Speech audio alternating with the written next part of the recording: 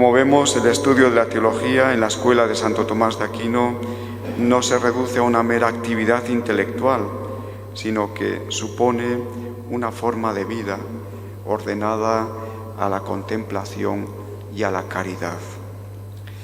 Entre otros, esto lo captó muy bien en el siglo XIX el padre Marie-Joseph Lagrange, morador de este convento. Y antes de fundar la Escuela Bíblica de Jerusalén, el padre Lagrange consideraba de capital importancia que los frailes dedicados al estudio de la Biblia se impregnaran de la palabra de Dios en la oración litúrgica. Y lo justificaba con el siguiente razonamiento en una carta que le escribe a otro fraile.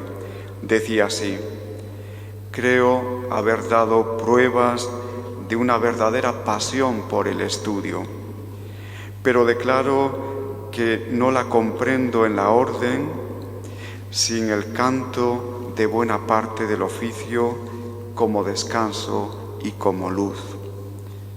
El estudio de la Sagrada Escritura sin un gran espíritu de fe es muy peligroso, como lo demuestran muchas apostasías, y no seré yo quien dedique mi tiempo a trabajar para llegar a semejante resultado, para mí o para los demás. En este sentido, la verdadera inteligencia teológica no consiste en acumular información sobre Dios, sino en dejar que la razón sea purificada y elevada por la fe. La fe no limita el pensamiento, sino que lo libera para que no quede encerrado en sí mismo. Así la teología se convierte en un servicio a la razón misma, conduce a la razón a la plenitud a la que está llamada a llegar. Por eso, el estudio de la teología es hoy más necesario que nunca, pues nuestro mundo necesita pensadores creyentes, capaces de mostrar la armonía entre la razón y la fe y de traducir el Evangelio a un lenguaje inteligible para nuestro tiempo. Por eso, iniciar el curso no es simplemente abrir libros o programar clases, es renovar nuestra fe y nuestra esperanza. Durante este nuevo curso académico, nuestra facultad y convento se unirán al ayuntamiento y a las instituciones académicas de la ciudad para celebrar el 5º centenario de la fundación de la Escuela de Salamanca, acontecimiento que nos invita a dar gracias y al mismo tiempo a asumir una gran responsabilidad, pues se trata de volver a la inspiración que llevó a Francisco de Vitoria y a sus seguidores, fieles todos ellos al espíritu de Santo Tomás de Aquino, a leer los signos de los tiempos con profundidad, con rigor y con valentía evangélica. Esta escuela de Salamanca supo mostrar que la contemplación del misterio de Dios conduce necesariamente al compromiso con la dignidad humana. Ya no se trata de mirar con nostalgia al pasado, sino de reavivar la inspiración intelectual que dio origen a aquella primera comunidad de pensamiento que fue una renovación del pensamiento cristiano. Pues sin más preámbulos, le doy la palabra ahora al secretario, al que hace las veces de secretario de nuestra facultad, que es el padre Rubén.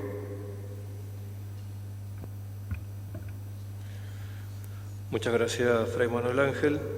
En nombre del secretario académico voy a dar lectura a la memoria académica del curso 2024-2025 de la Facultad de Teología San Esteban de Salamanca.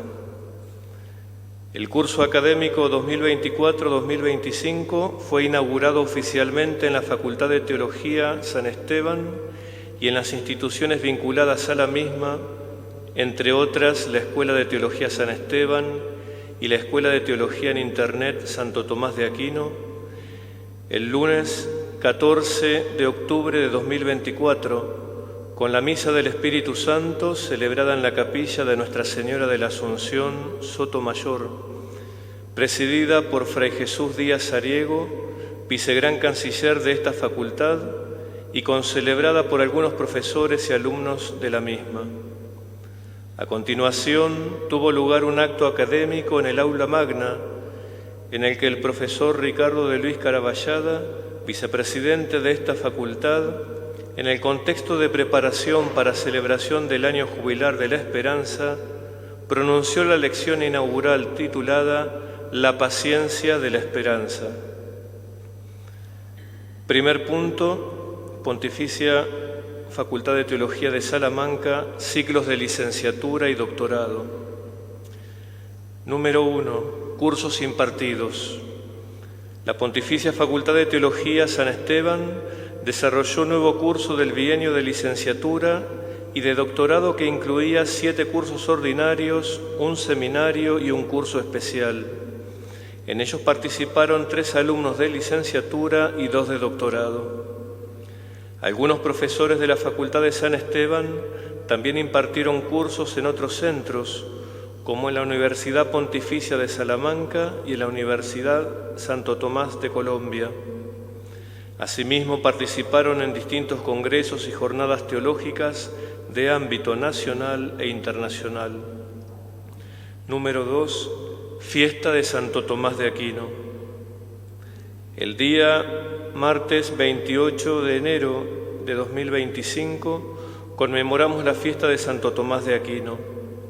Los actos comenzaron a las 18:30 de la tarde con la celebración de la Eucaristía en la capilla de Sotomayor, presidida por Fray José Luis Ruiz Aznares, en representación de Fray Jesús Díaz Sariego, vicegran canciller de la facultad. A continuación tuvo lugar un acto académico en el aula magna, coincidiendo con las conversaciones de San Esteban, en el que José Luis Álvarez, profesor de la Facultad de San Esteban, pronunció una conferencia relacionada con el Jubileo de la Esperanza, titulada Esperanza en tiempos de crisis. Seguidamente se compartió un vino español. Número 3. 97 aniversario de la muerte del padre Juan González Arintero. El jueves 20 de febrero, en el aula magna de la facultad, se celebró un acto académico conmemorativo en el 97 aniversario de la muerte del padre Juan González Arintero. En este acto, organizado por la Escuela de Teología de San Esteban, el profesor de la Facultad San Esteban, Fray Rubén Omar Lucero Vidondo, impartió una conferencia con el título Fray Juan González Arintero, un hombre de esperanza, en la que hizo un breve recorrido por la vida de este místico leonés, resaltando su labor como teólogo, su ministerio sacerdotal y su profunda espiritualidad personal, reflejo de la esperanza viva que él predicaba. El texto íntegro está publicado en la revista Vida Sobrenatural, volumen 105, número 752, del año 2025, en las páginas 218 a 237. Como es costumbre, después de este acto se realizó una visita a la celda museo del padre Arintero, donde los asistentes pudieron contemplar objetos personales y recuerdos de su vida cotidiana y algunas de las primeras ediciones de su obra teológica. Número 4. Titulaciones. A lo largo del curso presentaron y defendieron públicamente sus respectivas memorias de licenciatura Fray Bernardo Sastre Zamora, viernes 21 de febrero de 2025 a las 11 horas, con el título Naturaleza y Gracia en la reflexión teológica de Domingo de Soto. Fray Fernando Octavio Escobedo Reyes, lunes 14 de abril de 2025 a las 11 horas, con el título Elevar nuestro corazón a Dios, consideraciones de Fray Luis de Granada sobre la oración. Segundo punto, extensiones de la facultad. Las extensiones de la Facultad de Teología han sido también un espacio importante de reflexión y enseñanza teológica durante el curso 2023-2024. Primero, Escuela de Teología San Esteban.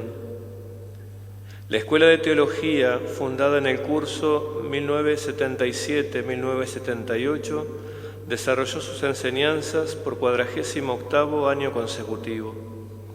Las clases comenzaron el día 16 de octubre de 2024 y concluyeron el jueves 5 de junio de 2025. La Escuela de Teología ofreció 6 cursos y un seminario. A lo largo del curso, la Escuela de Teología organizó, como en años anteriores, diversos actos religiosos y socioculturales. Segundo, Escuela de Teología Santo Tomás de Aquino en Internet.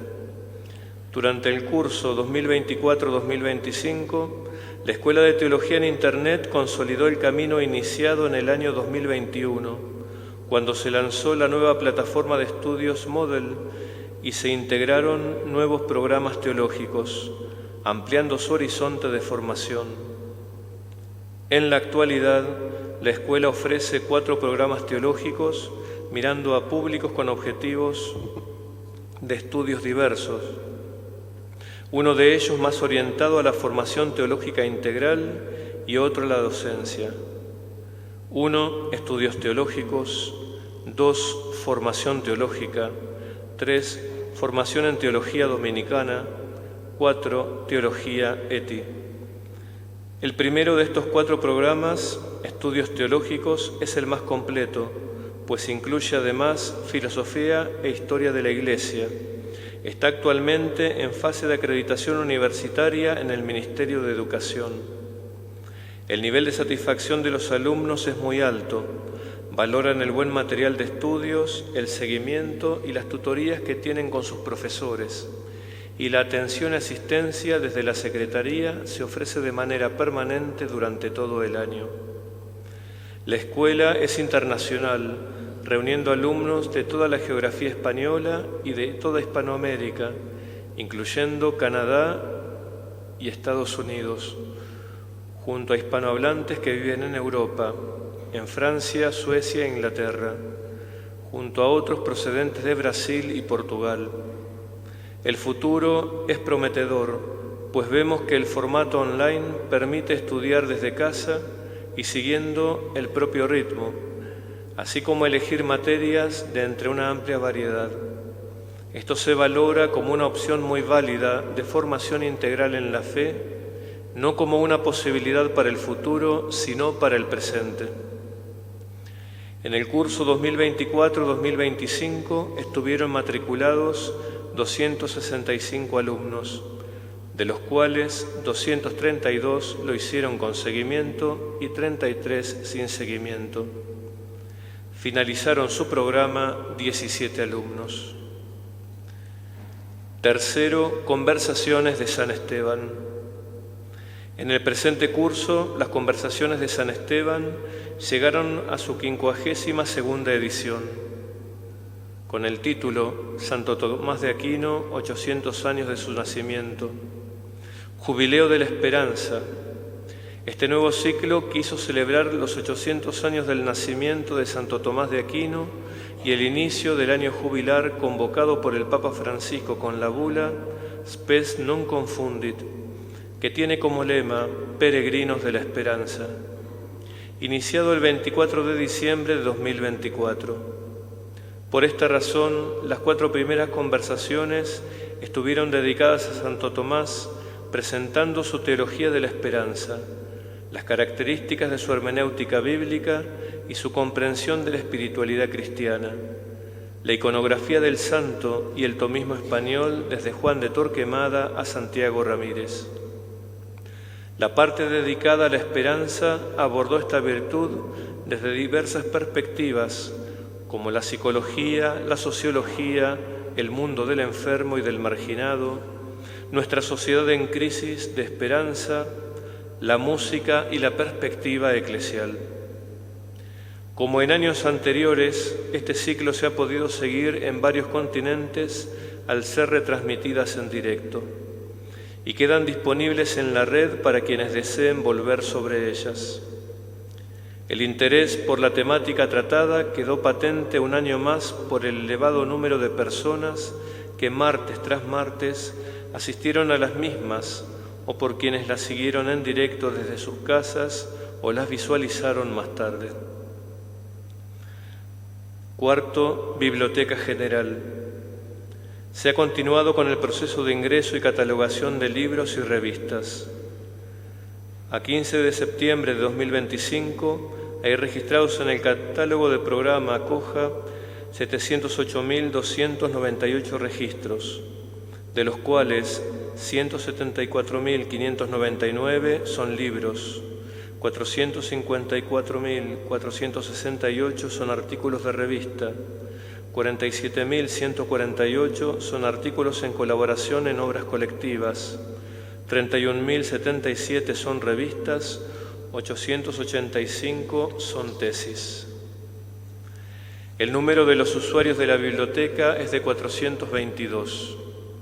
126 frailes, 111 estudiantes de USAL-UPSA, 60 investigadores, 39 alumnos de la Escuela de Teología, 27 usuarios varios, 24 sacerdotes del clero, 19 de personal bibliotecario, 16 de personal docente.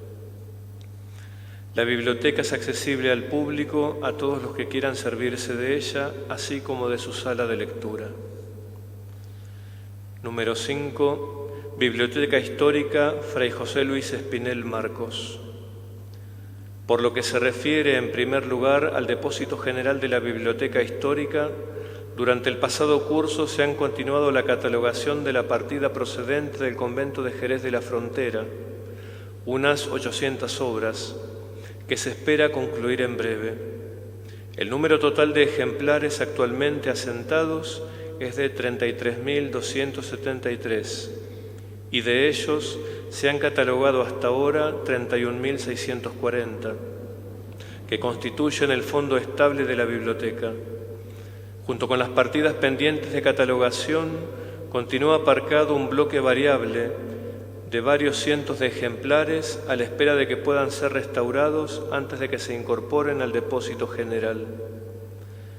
Este ámbito de la catalogación se ha iniciado una revisión general en la que de una parte se intenta optimizar el espacio en cada módulo y de otra se trata de perfeccionar el sistema de catalogación unificando los criterios de transcripción de modo que se facilite la posterior recuperación de datos de cualquier libro y de cualquier parte del catálogo.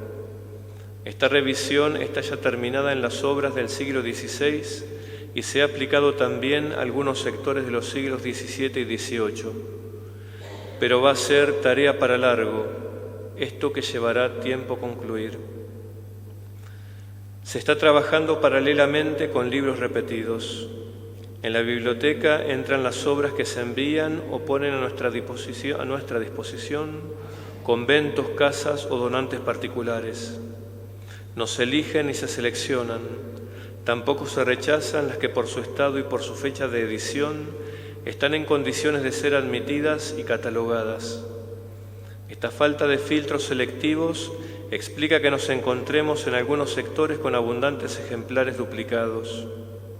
La situación afecta y se extiende por gran parte del catálogo de la biblioteca, pero incide de modo especial en la literatura que guarda relación con una actividad o presencia directamente dominicana. Se ha concluido ya el inventario de autores de los siglos XVI y XVII con obras repetidas y actualmente se encuentra adelantado el del siglo XVIII. Cuando el registro avance y la catalogación se pueda dar en lo esencial por concluida, entraremos en un análisis sectorial más preciso de este y otros aspectos de la biblioteca. Finalmente mencionaremos alguna mejora de mobiliario. A la entrada de la planta baja se ha instalado un armario librería que cierra y unifica el paño de la puerta y aumenta las posibilidades de almacenaje en unos 500 libros más. Para el próximo curso está previsto instalar una estantería equivalente en el extremo opuesto de la misma pared, completando de este modo el ala este del depósito B, y aumentando en la misma proporción su capacidad de almacenaje. Todavía se ha de instalar un conjunto de estanterías en otras alas de la biblioteca, pero de ello habrá, esperemos, ocasión de informar a su tiempo. En tercer lugar, investigaciones y publicaciones. Como publicaciones habituales de la Pontificia Facultad de Teología San Esteban, continúan apareciendo las revistas Ciencia Tomista y Archivo Dominicano. Con motivo del triple centenario de Santo Tomás de Aquino, la revista tomista, la Ciencia Tomista, publicó un número homenaje para conmemorar este evento. Salamanca, 16 de octubre de 2025, Antonio Nicolás Galán Meneses, secretario.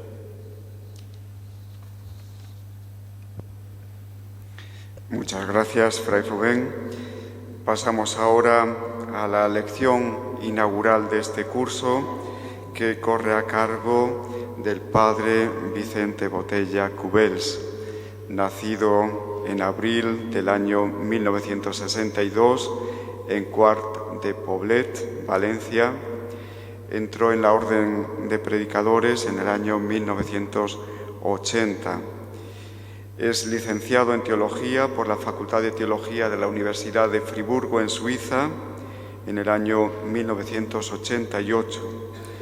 Doctor en Teología también por la misma facultad y universidad, con la disertación doctoral titulada Hacia una teología tensional, proyecto de comprensión del mensaje cristiano más allá de los conflictos eclesiales y teológicos, a la luz y en la prolongación del Concilio Vaticano II. Fue publicada en Valencia en el año 1994 y estuvo dirigida por el prestigioso dominico brasileño Carlos Josafat Pinto de Oliveira. Vicente es catedrático de Teología Dogmática en la Facultad de Teología San Vicente Ferrer de Valencia, de la que en estos momentos es también vicedecano.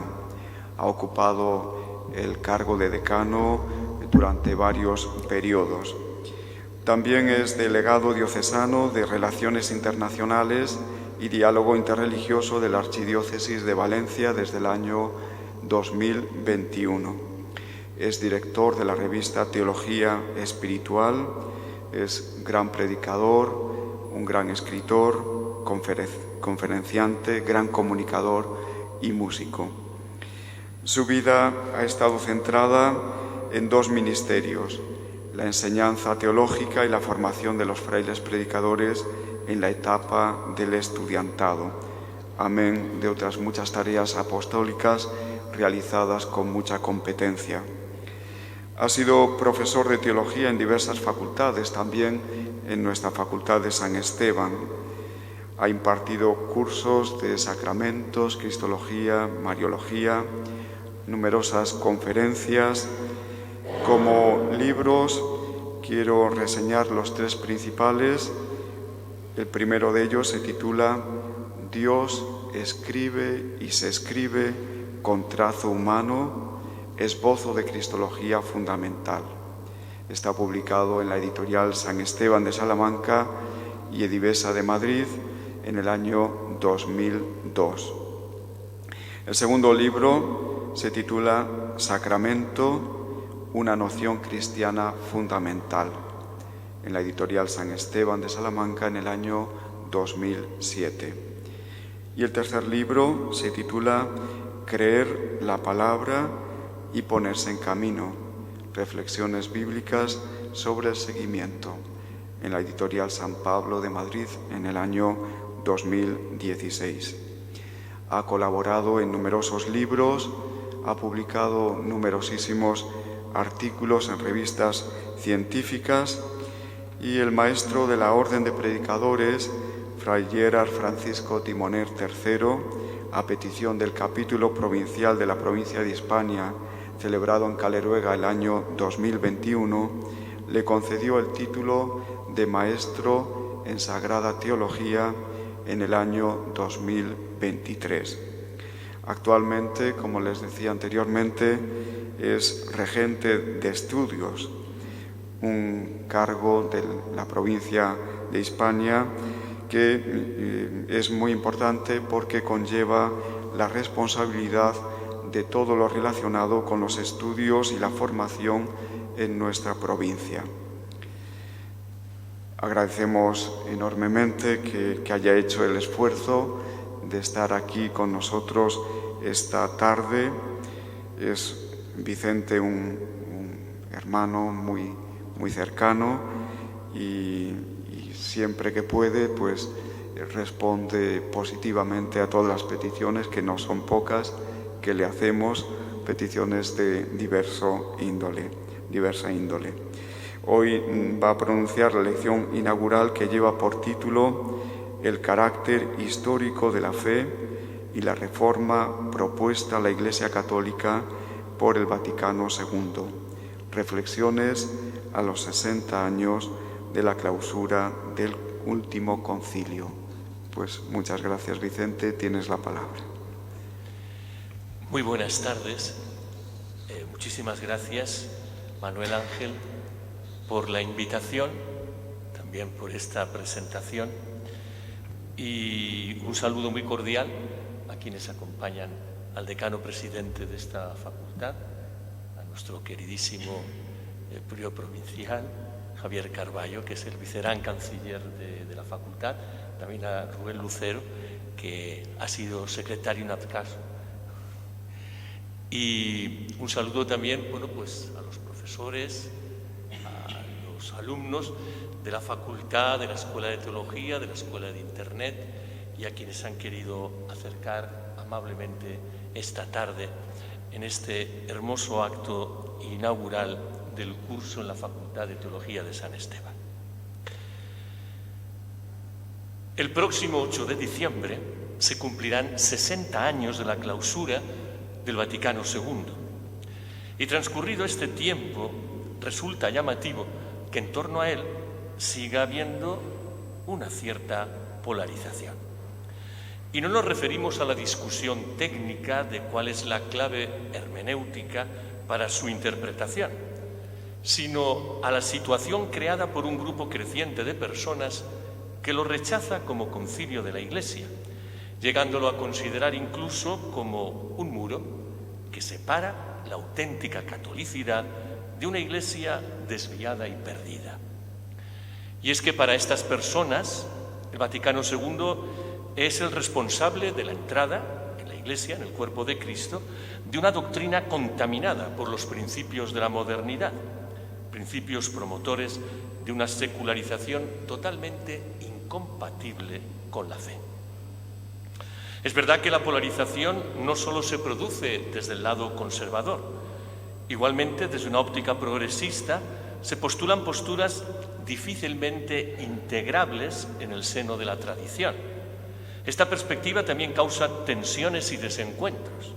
En este caso, la disrupción eclesial que acontece es la de argumentar en nombre del espíritu del Vaticano II para superar sus enseñanzas y al final dejarlo atrás.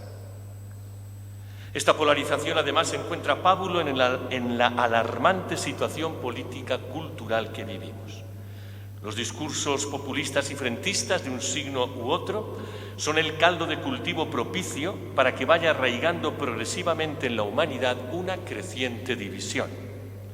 División que en forma de opción político-ideológica retroalimenta a su vez posturas extremas entre los cristianos.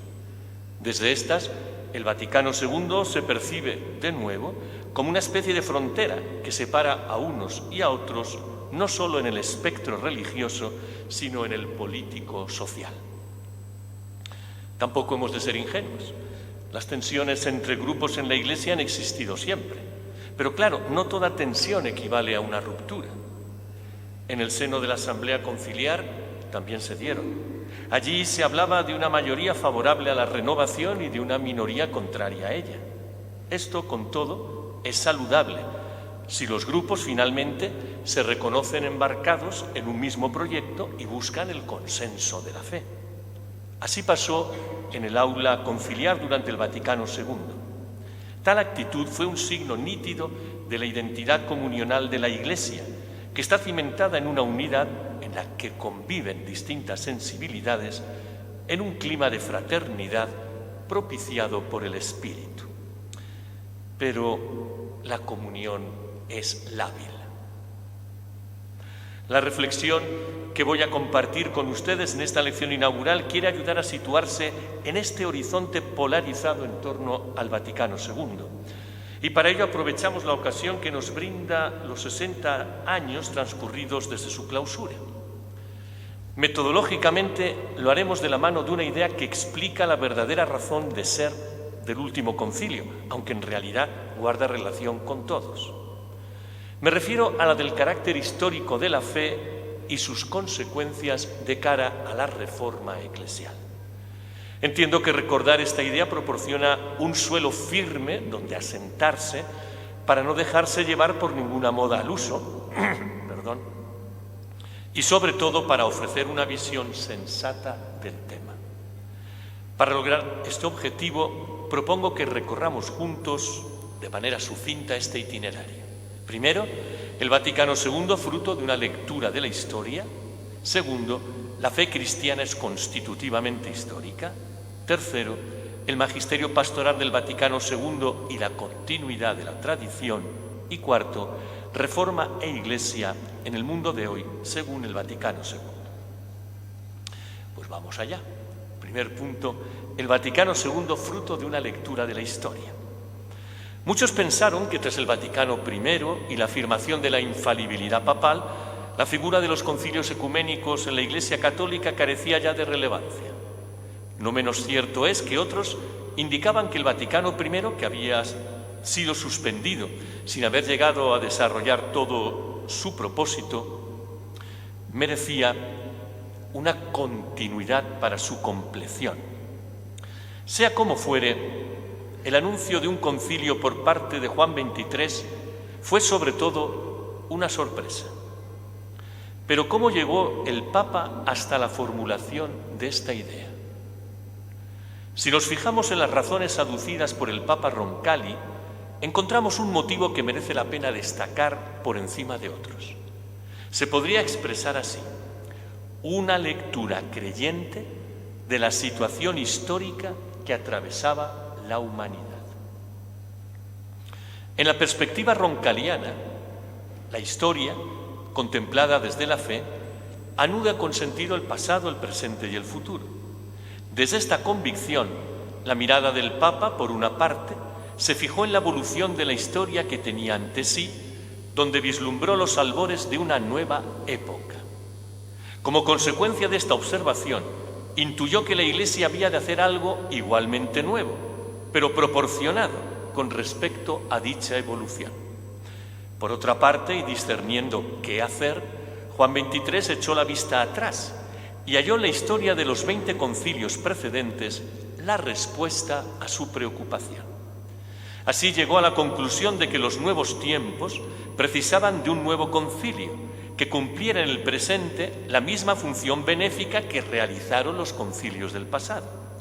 Solo de esta forma, creía, la Iglesia podría avanzar con paso firme en el buen desempeño de la custodia del depósito de la fe en el contexto contemporáneo.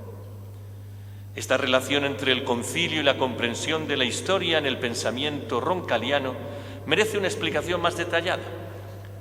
Lo primero que hay que hacer notar es que se trata de una comprensión cristiana de la historia y por ella atenta a la lectura de lo que el mismo Papa Juan denominó los signos de los tiempos.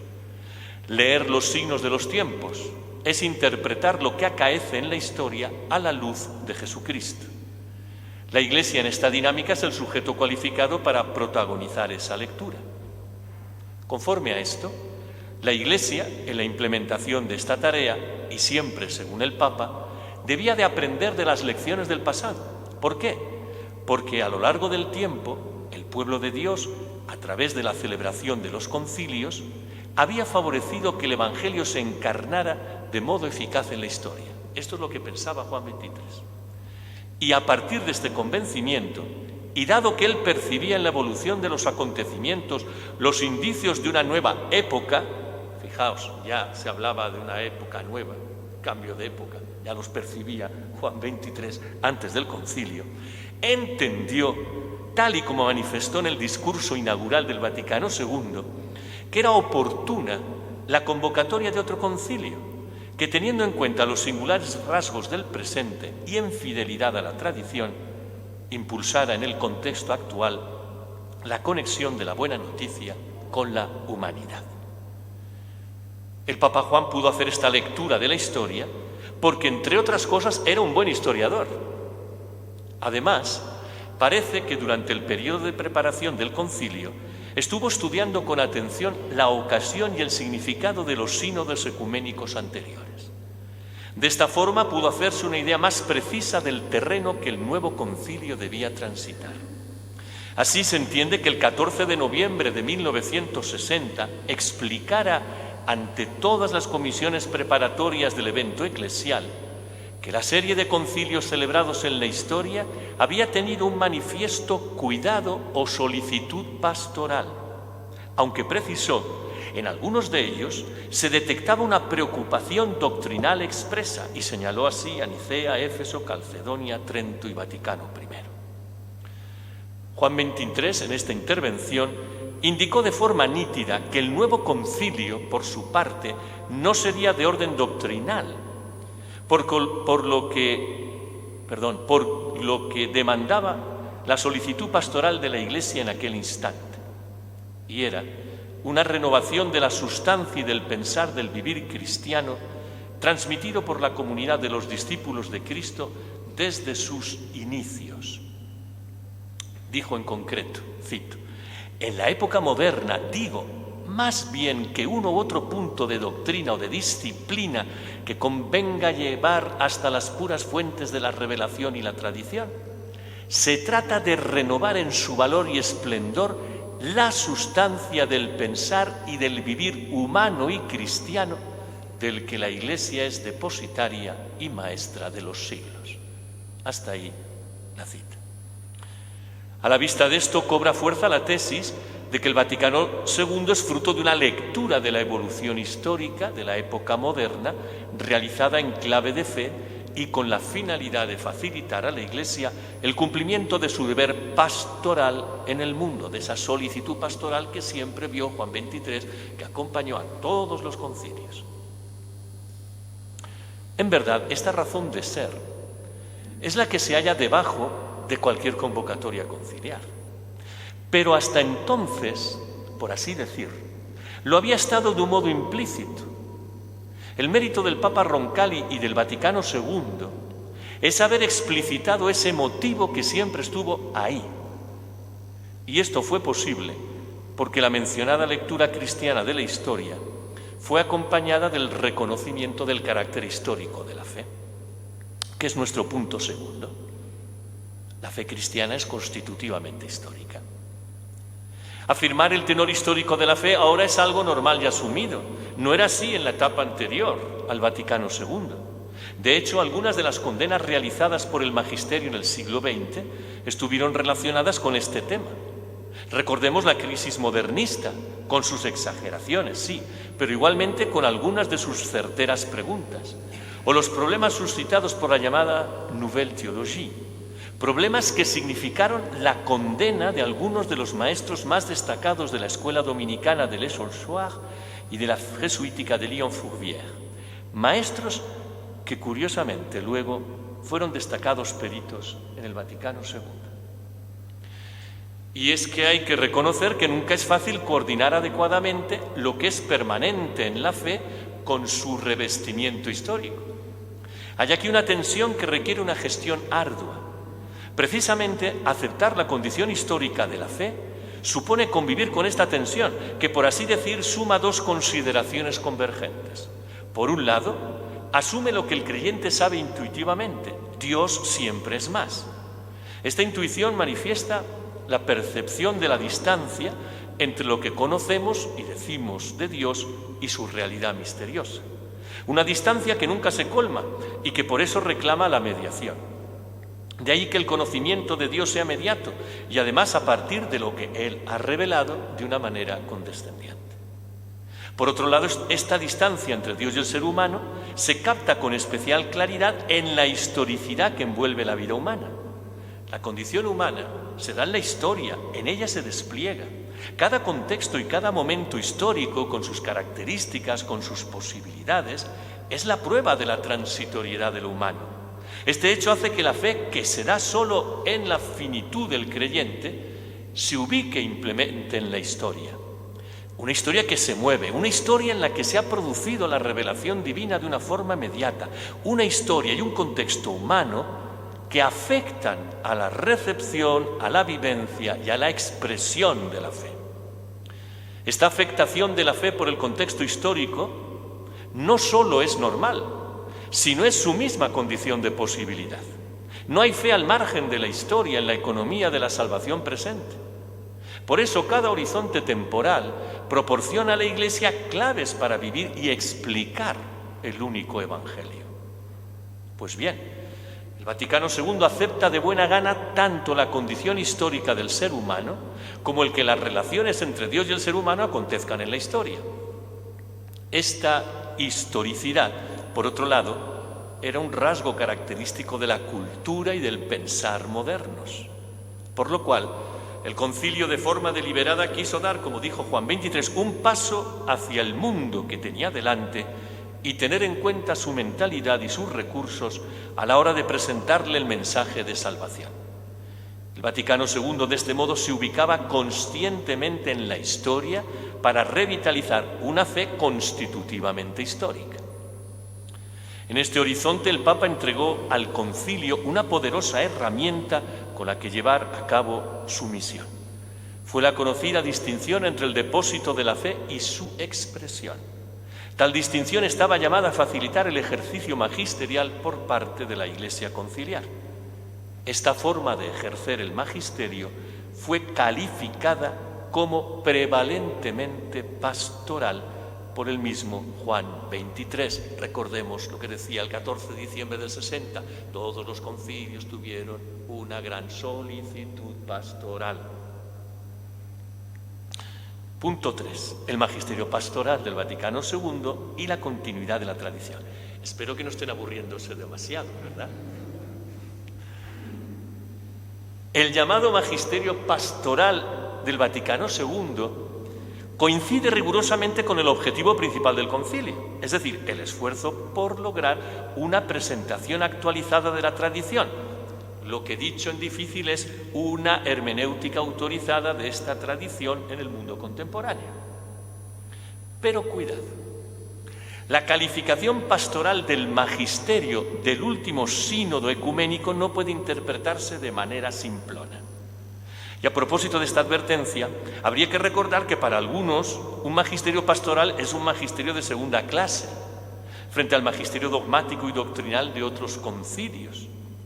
Como consecuencia de este juicio, la enseñanza del último concilio para quienes piensan así no tendría el mismo peso en la tradición eclesial, y esta apreciación ha favorecido el deslizamiento hacia algunas de las posturas polarizadas de las que hablamos al inicio de la lección.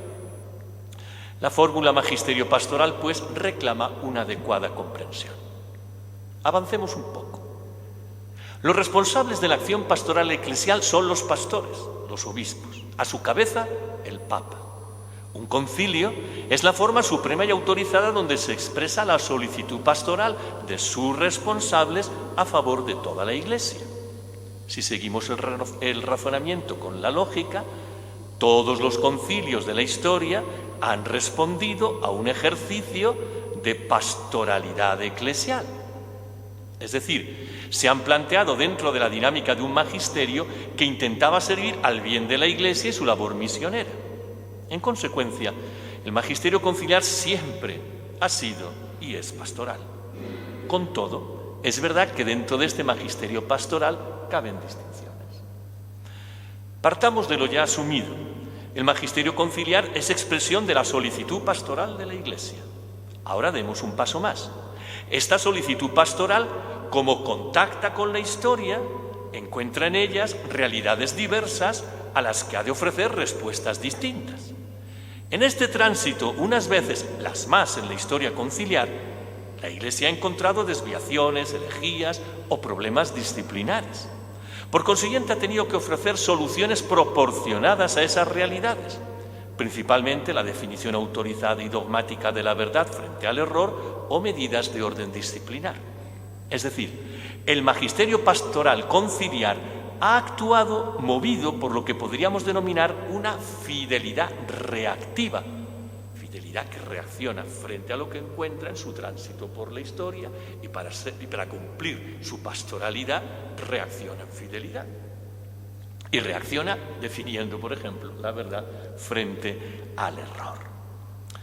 Hemos de darnos cuenta de que estas respuestas guiadas por la fidelidad reactiva, sobre todo las dogmáticas, al darse en un momento de la historia y en el mismo contexto en el que los errores a rebatir se expresaron, echaron mano de las posibilidades que tales contextos culturales ofrecían.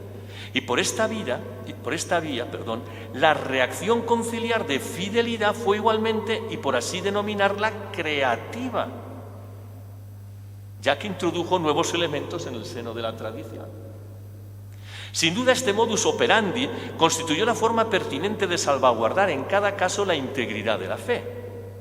Si lo consideramos detenidamente, estamos ante un fenómeno curioso que evidencia que la pastoralidad que siempre habita el magisterio conciliar y se concreta en un movimiento de fidelidad reactiva, de reacción frente a lo que hay en la realidad, supone al mismo tiempo una corriente de fidelidad creativa. En consecuencia, aunque ambas fidelidades se puedan distinguir, no se han de separar u oponer en un magisterio pastoral, porque la reacción de fidelidad termina siendo creativa. Se suele decir que la fidelidad creativa es la que explica mejor el Vaticano II, identificada además con su magisterio pastoral. Con ello se quiere indicar que la Iglesia conciliar buscaba presentar la fe tradicional en unas condiciones cercanas al mundo contemporáneo. Pero esta dinámica bien mirada estuvo igualmente precedida por una reacción de fidelidad frente a lo que detectó en aquel contexto. Por tanto, estamos ante el mismo movimiento que dirigió de facto la convocatoria y el trabajo de todos los concilios precedentes. La diferencia, que sí la hay, radica en que el paso por la historia contemporánea realizada por el Vaticano II no estuvo focalizado por ninguna herejía o desviación disciplinar. De ahí que no tuviera que adoptar una forma dogmática definida en el terreno de la fe, sino que propusiera indagar en el horizonte cultural circundante de qué manera el depósito de la fe podía ser anunciado significativamente. De esta manera, la reacción de fidelidad que asumió el Vaticano II se tradujo a la postre en un trabajo de actualización o de ayornamiento de la tradición, una fidelidad creativa. Pero esto no era tan diferente de lo que siempre había sucedido. En suma, el magisterio pastoral propio de cada concilio precisó la fe con una formulación fiel y creativa, que en la mayoría de los casos estuvo marcada con un sello de autoridad dogmática, de ahí lo del magisterio dogmático. Mientras que en el último concilio ese magisterio pastoral dio paso a una formulación fiel y creativa sin una investidura dogmática expresa. Lo cual no quiere decir que su doctrina sea secundaria, pues al recibir igualmente la sanción conciliar, las enseñanzas del último concilio dirigen y modulan oficialmente hoy la comprensión de la dogmática anterior. Por eso, las enseñanzas del Vaticano II han propiciado múltiples cambios y reformas en la Iglesia, y estas afectan tanto a la comprensión de su tradición como a la celebración y vivencia de su fe. En consecuencia, la tradición de la Iglesia Católica, aunque el Vaticano II no haya hecho definiciones dogmáticas, pasa necesariamente por él. Desde esta óptica sensata, el concilio, tal y como dijo Juan Pablo II, es la brújula segura que orienta a la Iglesia al adentrarse en el siglo XXI. Estas disquisiciones ayudan a entender la existencia de una continuidad dentro de la historia conciliar y, en consecuencia, en la tradición que custodia la Iglesia. Pero, claro, se trata de una continuidad sui generis, porque se abre paso a través de la discontinuidad de los tiempos y de las culturas. Esto muestra, ni más ni menos, que la tradición eclesial está viva y por eso ha podido actualizarse sin menoscabo a lo largo de la historia conciliar. y tal perspectiva facilita la consideración del Vaticano II como un concilio de reforma. Justamente este es el último paso de nuestra lección para contentamiento de todos ustedes. Cuarto punto: reforma e Iglesia en el mundo de hoy según el Vaticano II. Su convocatoria a partir de una lectura creyente de la historia, unido al reconocimiento del carácter histórico de la fe y la calificación pastoral de su magisterio, conduce la reflexión a la conclusión de que el último sínodo ecuménico fue un concilio de reforma en toda la extensión de la palabra. En efecto, el Vaticano II es un concilio de reforma, que asume a las claras el principio de que la Iglesia está necesitada de una purificación y conversión continua. Eso lo dice Lumen Gentium 8. Dicha reforma, por consiguiente, mira a una mejor autocomprensión eclesial que a su vez impulse su misión en el presente. ¿Y cómo llevó a cabo su propuesta reformadora el Vaticano II? El concilio tuvo claro en su objetivo reformador que debía considerar dos cosas. La primera, y más importante, las fuentes de la fe y la tradición. La segunda, el mundo que se hallaba ante sus ojos. Es decir, quiso mantener la fidelidad al depósito de la fe y la tradición, pero de forma que esa fidelidad abrazara a la humanidad contemporánea. Este querer se tradujo en la implementación de una labor de regreso a las fuentes con la finalidad de mostrar su vigencia, su actualidad. Esta labor, como es lógico, iba a afectar también a la Iglesia, nacida de esas fuentes y responsable de su custodia. Según lo que hemos señalado, esta tarea estuvo siempre presente en todas las convocatorias conciliares. Sin embargo, el Vaticano II tuvo, por así decir, una mirada más amplia, ya que en verdad pretendió abordar, como dijo Juan XXIII, una renovación del conjunto de la sustancia y del vivir cristiano. De ahí que quepa considerarlo un concilio de reforma en un sentido genuino y vasto. Llama la atención que esta comprensión de la reforma conciliar sea coincidente con la que antes del concilio reclamaban teólogos como Yves Congar. En efecto, Congar en 1950 clamaba a favor del reformismo en la Iglesia. Un reformismo que en su visión nacía de una crisis de fidelidad, y no era el producto amargo de un malestar. Dicho reformismo se asentaba en pilares tan sólidos, y nos va a sonar la palabra de nuevo, de la pastoralidad y la apostolicidad de la Iglesia en el regreso a las fuentes y en la participación de los laicos. Al mismo tiempo, para nuestro autor, la medida de la reforma era precisa y coincidente con la extensión que hizo suya el Vaticano II. Los puntos de su aplicación, sostenía Congar, abarcaban la totalidad de la vida creyente, toda la relación religiosa entre el ser humano y Dios. Y a la luz de estos presupuestos, el futuro cardenal Congar, y un perito eminente dentro del Vaticano II, matizaba el objeto y el fondo de la reforma a realizar. Y lo hacía con un indudable espíritu profético. Estamos en el año 50. Decía, no se trata de reformar abusos, no los hay. Se trata de revisar estructuras.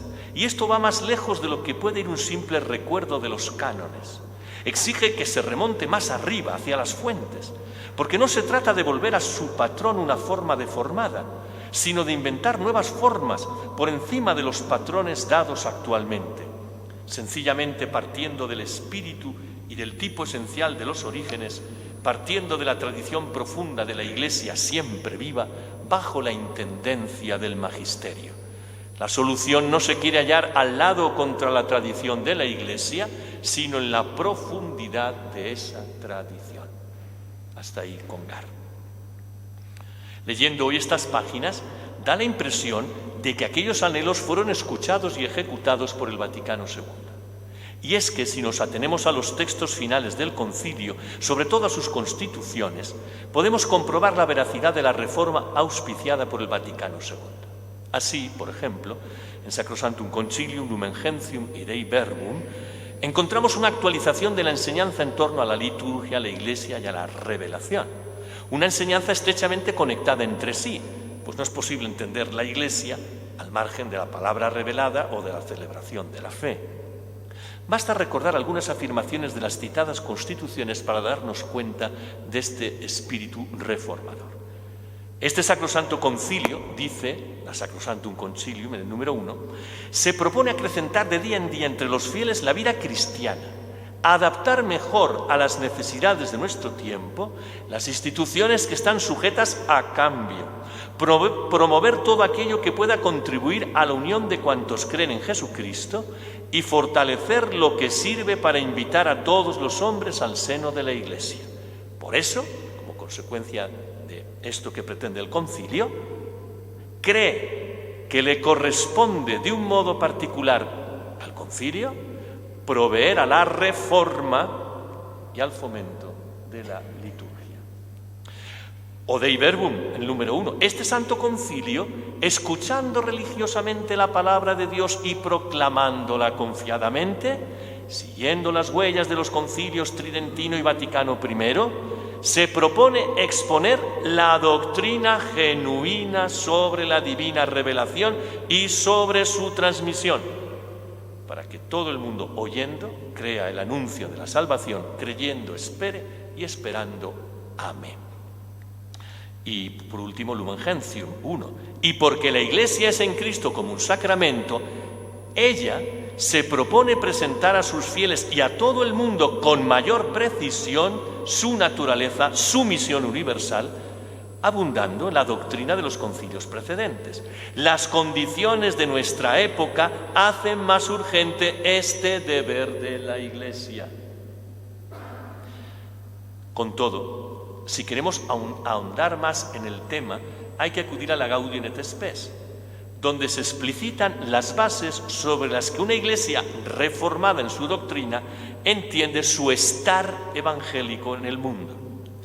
Estas bases son coherentes con el reconocimiento explícito de la historicidad de la fe y de la Iglesia y en este sentido entroncan con la motivación que explica el propio Concilio Vaticano II. De ahí que del paso por el mundo y por la historia que propone abiertamente el Gaudium et Spes se desprenda con pasmosa coherencia no solo la cuestión del lugar que la Iglesia quiere ocupar en el horizonte contemporáneo, ese lugar es el de la solidaridad fraterna con el ser humano y con su momento histórico, sino se desprende, sobre todo, la metodología que ha de emplear en su trabajo evangelizador. Esta metodología se articula en torno a varios hitos convergentes, simplemente los enumero. La lectura de los signos de los tiempos, que es una variante del método jofista, ver, juzgar y actuar. La vía del diálogo con el mundo, o incluso la práctica de la correlación entre las preguntas del ser humano y las respuestas que la Iglesia desde la revelación puede ofrecerle. Esta prolija metodología es la garantía de una reforma efectiva en no pocos capítulos de la acción eclesial en torno a los problemas más urgentes que la humanidad estaba viviendo. Una metodología que por su lógica es sabedora que en determinadas cuestiones prácticas por el momento solo puede ofrecer respuestas provisionales, como dice la propia Gaudium et Spes al final. De este modo, la Iglesia conciliar, una Iglesia que se sabe solidaria de la humanidad en virtud del Dios de la creación y la encarnación, da muestras a lo largo de la Gaudium et Spes de un amor sincero por el ser humano, amor que le impulsa a compartir con él la riqueza del depósito de la fe que custodia. Y por este sendero, es su convicción, la humanidad presente podrá colmar su búsqueda de sentido o de salvación. Una salvación que brilla en Jesucristo, revelador de Dios y del ser humano. A la luz que arroja este planteamiento conciliar, se ve mejor porque se entiende que solo una Iglesia reformada pueda contribuir a la reforma del mundo. Y esta, en último término, fue la apuesta conciliar. A partir de estas claves de reforma y por pura coherencia, hay que leer los textos del concilio y los cambios que ofreció a la Iglesia. Recordemos a este propósito la célebre enseñanza de Benedicto XVI en las Navidades del 2005, cuando, hablando a la curia, subrayó que la hermenéutica adecuada para interpretar el Vaticano II era la hermenéutica de la Reforma. Reforma que en su visión no significaba ruptura con la anterior, sino continuidad en la discontinuidad. A propósito de esto, siempre que leo las felicitaciones de los últimos papas a la curia, en las Navidades, da la impresión, de que más que felicitaciones son llamadas de atención y, si no rapapolvos, a veces bastante grandes. Cierro el paréntesis, porque esta felicitación de Navidad, aparte de esto y sobre cómo había que interpretar a Vaticano II, contuvo otras muchas cuestiones que no sé cuánto tiempo duraría, pero yo creo que más de media hora estaría hablando el Papa Benedicto XVI. Hemos de ir concluyendo, para no caer yo en lo mismo que estoy criticando. Y para hacerlo, regresemos al comienzo de esta lección. ¿Es el Vaticano II la causa de la polarización en la Iglesia?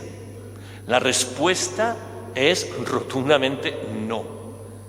Aunque esto no va a cambiar la percepción distorsionada o parcial que algunos tengan en un clima social proclive a la división frentista. Esta percepción desenfocada no se da cuenta de que la senda novedosa del Vaticano II sigue coherentemente las huellas de los concilios anteriores. Huellas que son las que deja la vivencia de una fe que se da y se vive en la historia, porque así lo ha dispuesto el Dios creador, salvador y santificador. En esta apasionante pero compleja cuestión, la continuidad en la discontinuidad que atraviesa la historia conciliar y explica la tradición eclesial es la clave que ha de salvaguardar y orientar una comprensión sensata del Vaticano II, que a su vez aleje cualquier intento de hacer del último concilio un elemento disruptivo que separe o divida. Más bien, lo que esta hermenéutica evidencia, al descubrir la unidad de la fe en la legítima diferencia de sus presentaciones, es el suelo histórico tenso pero comunional en el que se asienta la fe y la tradición. Esta clave, por tanto, es la responsable de los legítimos cambios que el concilio impulsó en el seno de la única tradición y, claro, de los que puedan venir en el futuro. Muchas gracias.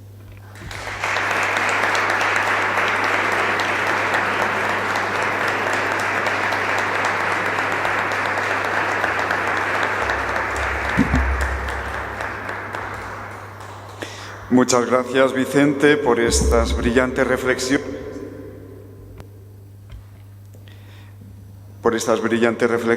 Que nos ayudan a no pasar por alto esta efeméride y también nos ayudan a profundizar en lo que significa para la vida de la fe este concilio.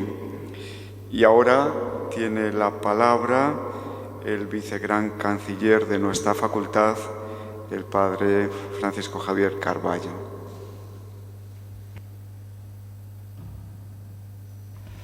Pues buenas tardes y muchas gracias, Fray Vicente, por esta espléndida conferencia. Ni la inteligencia artificial sabe tanto y conoce tanto del Vaticano II como el padre Vicente Botella, que es un especialista desde hace años y podemos verlo todavía hasta el día de hoy, ¿no? Y aunque la inteligencia artificial hace ya conferencias, tesis, tesinas, homilías y de todo nos hace, pero desde luego esto que nos has transmitido se nota muy vivido, meditado, ¿no? Y conocido muy por ti mismo, ¿no? Y reflexionado en todos estos años. Así que gracias, Vicente, por el esfuerzo que has hecho y por esta conferencia. Y también, bueno, pues el agradecimiento, en primer lugar, a Fray Manuel Ángel como presidente y alma de esta Facultad de Teología de San Esteban. Cuando Fray Rubén hablaba de un místico y teólogo leonés, yo ya no sabía si se refería al padre Arintero o a Fray Manuel Ángel. Después parece que hay una simbiosis entre los dos, ¿no?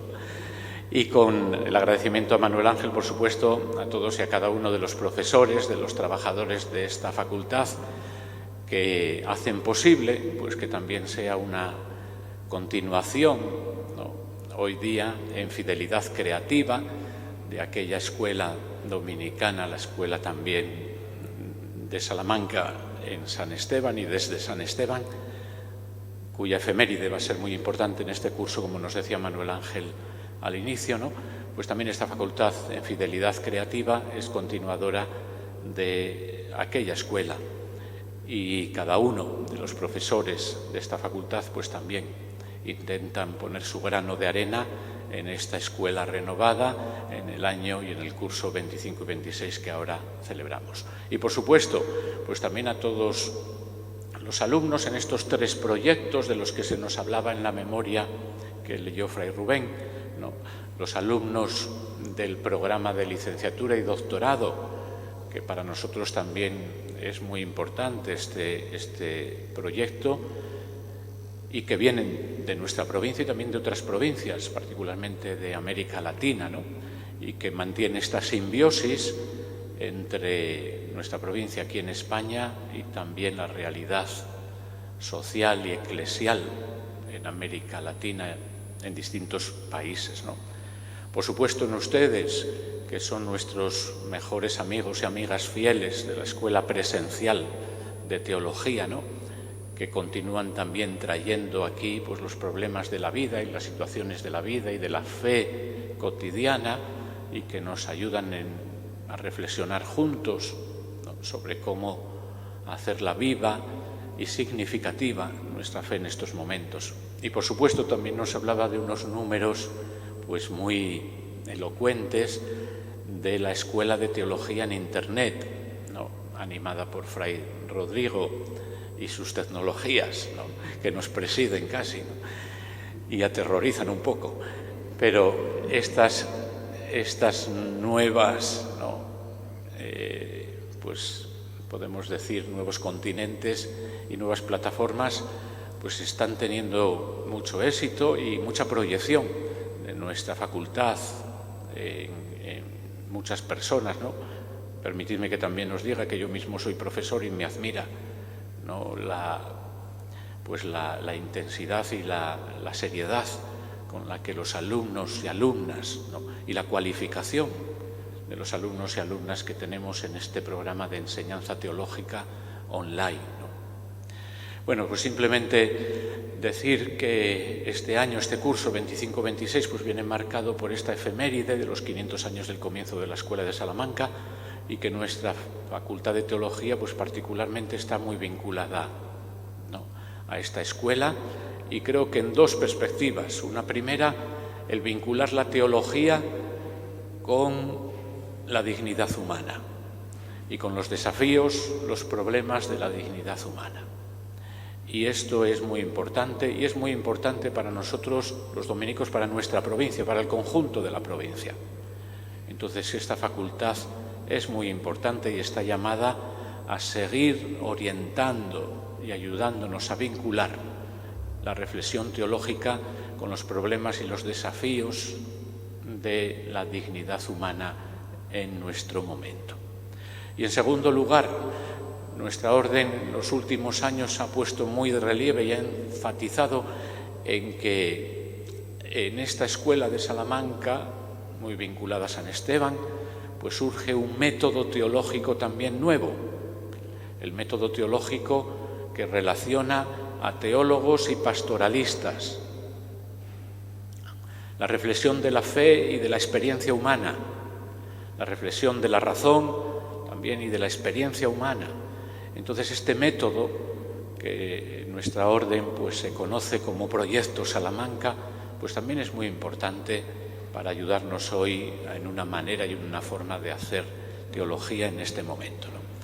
Pues con el agradecimiento a todos y a esta facultad por lo que aporta en el conjunto de la misión de nuestra provincia, y el agradecimiento a todos y a cada uno de ustedes por su presencia fraterna y amistosa en este acto de inauguración, pues se inaugura el curso académico 2025-2026 en la Facultad de Teología San Esteban de Salamanca.